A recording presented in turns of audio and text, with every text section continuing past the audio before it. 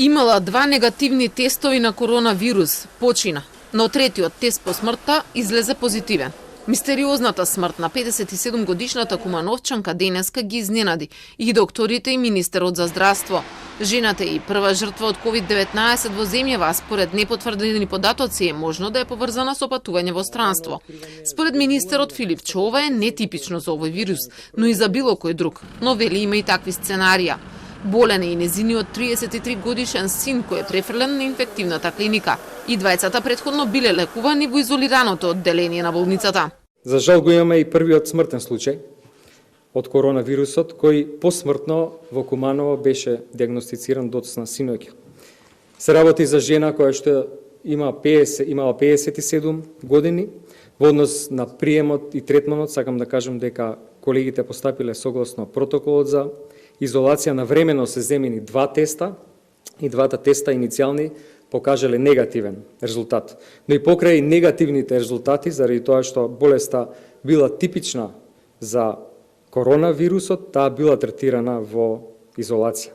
Заедно со неа е хоспитализиран и незиниот син 2-3 дена после неа во текот на минатата недела. Тој има 33 години, вчера настанало влошување на состојбата и бил прво префрлен во одделот за изолација на клиниката за пулмонологија и после според протоколот префрлен на клиниката за инфективни болести, каде што е сега сместен, хоспитализиран во стабилна здравствена состојба. Инаку денеска земјава бележи најголем број на заболени од стартот на корона кризата, 29, а вкупната бројка се искачи на 114. Неинфективно се 24 пациенти, 7 од нив се на кислород, а 11 во добра здравствена состојба. Утре по истокот на 14 денови од поставување дијагноза, кај 6 од нив ќе се зема бриз, дали се уште го имаат вирусот. Жената од Дебар се уште е на респиратор. Поради зачестеното непочитување на препораките за седење дома, министерот ќе побара движењето на луѓето над 65 години да биде ограничено до 10 часот наутро. Иста мерка ќе биде побарана и за оние кои се под 18 години. Во текот на вчерашниот ден и во текот на денешниот ден ние работевме на воведување на дополнителни мерки со кои што дополнително би се заштитиле најкритичните, најризични групи на граѓани, и тоа преку Комисијата за заразни болести.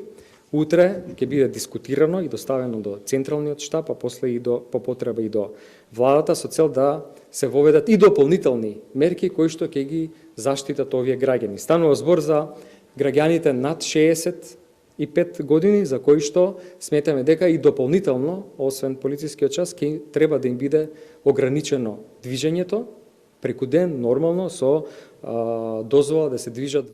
Инаку од утре ќе започнат да функционираат и 14 пунктови за пријавување на луѓе кои се сомневаат дека го имаат вирусот. Ке се тестираат граѓани 50 по епидемиолошки индикации и 120 со закажување по претходна најава кај матичниот лекар, а секој треба да пополни формулар кој ќе биде пресуден, дали ќе биде тестиран или не.